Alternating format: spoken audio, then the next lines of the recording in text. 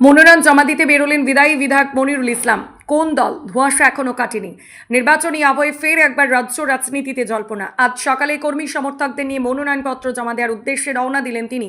তবে সবচেয়ে বড় চমক ও রহস্যের বিষয় হলো তিনি কোনো রাজনৈতিক দলের হয়ে বা কোনো চিহ্নেই মনোনয়ন জমা দিচ্ছেন তা নিয়ে এখনো পর্যন্ত কোনো স্পষ্ট ইঙ্গিত পাওয়া যায়নি। এদিন সকালে যখন মনিরুল ইসলাম বাড়ি থেকে বের হন তখন তার সঙ্গে ছিলেন অনুগামীর ভিড়। সমর্থকদের মধ্যে উদ্দীপনা থাকলেও কারোর হাতেই কোনো নির্দিষ্ট দলের ঝান্ডা বা প্রতীক লক্ষ্য করা যায়নি। রাজনৈতিক বিশ্লেষকদের মতে শেষ মুহূর্তে কোনো বড় চমক দিতে পারেন এই বর্ষিয়ান নেতা। তিনি কি পুরনো দলেরই আস্থা রাখছেন নাকি নতুন কোনো শিবিরে যোগ দিয়ে নির্দল হিসেবে লড়াই করবেন তা নিয়ে এলাকায় ব্যাপক চর্চা শুরু হয়েছে। মিছিলে উপস্থিত অনেক কর্মীকে বিষয়ে জিজ্ঞাসা করা হলে তারা জানান, আমরা মনিরুল ইসলামের উপর বেশি ভরসা করি। মনিরুল সাহেব যেখান থেকেই দাঁড়ান আমরা তার পাশে আছি।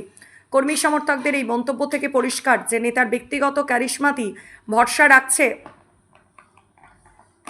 তার অনুগামীরা। মনোনয়ন কেন্দ্রের দিকে যাওয়ার পথে সাংবাদিকদের প্রশ্নের উত্তর মনিরুল ইসলাম বলেন, সবই সময় মতো জানতে পারবেন। মানুষের আশীর্বাদ নিতে বেরিয়েছি, গণতান্ত্রিক প্রক্রিয়ার অংশ নিচ্ছি। দেখুন, দলের ব্যাপার। আমি ফারাক্কাবাসী এবং সমস্ত ফারাক্কাবাসী জনগণের আশীর্বাদ নিয়ে আজকে আমি নমিনেশন ফাইল করতে যাচ্ছি। আমি আশাবাদী যে ফারাক্কার মানুষ শান্তির পক্ষে রায় দিবে এবং গত 5 বছরে যে আমি ফারাক্কার জন্য কাজ করেছি, শান্তি শৃঙ্খলা বজায় রেখেছি, কোনো রকমের মাফিয়া ডন খুন খারাপিকে আমি আশ্রয় দিইনি। আগামী দিনে ফারাক্কাকে শান্তি রাখার জন্য এবং যে বকেয়া কাজগুলো আমার আছে সেগুলোকে প্রতিষ্ঠিত করার জন্য বিভিন্ন গ্রাম থেকে অঞ্চল থেকে হয়তো সরাসরি অংশগ্রহণ করতে পারছে না আমার সঙ্গে, কিন্তু মানুষ আজ সকাল থেকেই আশীর্বাদ দিয়েছে কি যান আপনি নমিনেশন করে আসুন আর ফারাক্কাকে আপনি সামলান। এভাবে আপনি শান্তির বার্তা দিয়েছেন, উভয় সম্প্রদায়ের মানুষকে সঙ্গে নিয়ে চলেছেন।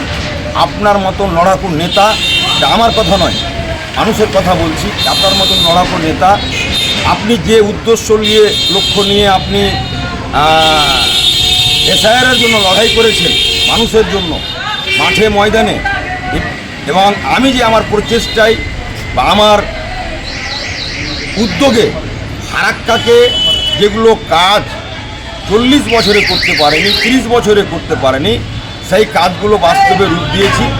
তাই ফারাক্কার জনসাধারণের আশীর্বাদ নিয়ে দোয়া নিয়ে আজকে আমি নমিনেশন করতে যাচ্ছি। সকলের কাছে আমি দোয়া প্রার্থনা করব, আশীর্বাদ প্রার্থনা করব।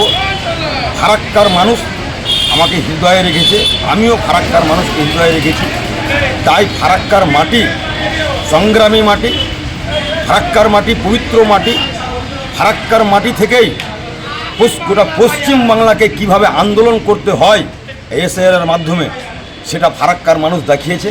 ফারাক্কার মানুষ আমার মনোবল শক্তি করে মনোবল বাড়িয়েছে এবং আমার আশা ভরসা বিশ্বাস ফারাক্কার মানুষ অন্যায়ের বিরুদ্ধে গর্জে উঠবেন এবং আগামী দিনে আমাকে পুনর্বার নির্বাচিত করে কাজ করার সুযোগ করিয়ে দেবেন। কোন দলের হয়ে নমিনেশন করছেন? আমি এখন দল নয়, আমি নমিনেশন করছি। আমার একটা চেষ্টা চলছে, এখনই আপনাকে বলছি না, একটা চেষ্টা চলছে। সেই চেষ্টা থেকে যদি আমি টিকিট পাই তাই ওয়েলকাম, আর না পেলেও আমি কিন্তু নির্দল হয়ে দাঁড়াচ্ছি, এটা পরিষ্কার।